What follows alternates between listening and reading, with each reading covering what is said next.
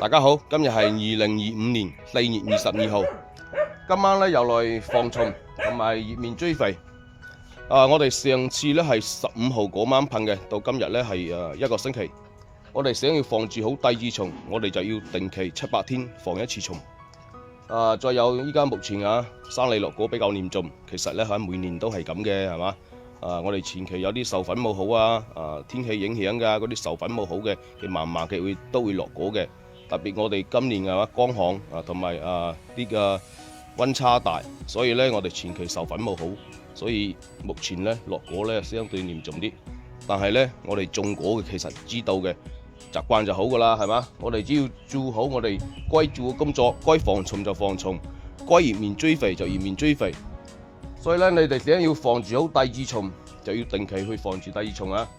我哋每期防蟲都葉面追肥啊！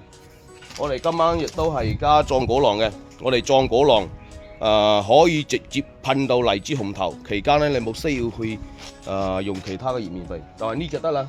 到後期紅頭啦，荔枝紅頭我哋再打2槍嘅萬薑紅芍色，咁就好靚仔噶啦。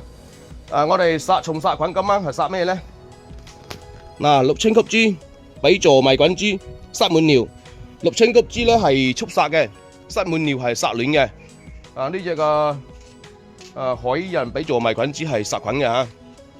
六青菊珠一瓶可以兌2000斤水，塞滿尿可以兌2500到3000斤。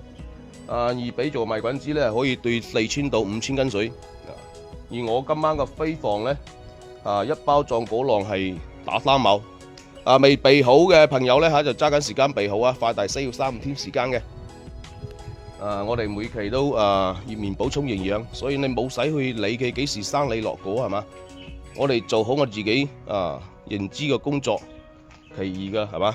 成得幾多係幾多啦，習慣就好噶啦嚇。其實每年都係咁嘅。一到生你落果咧，好多人就講：哎呀，落好多果啊咁。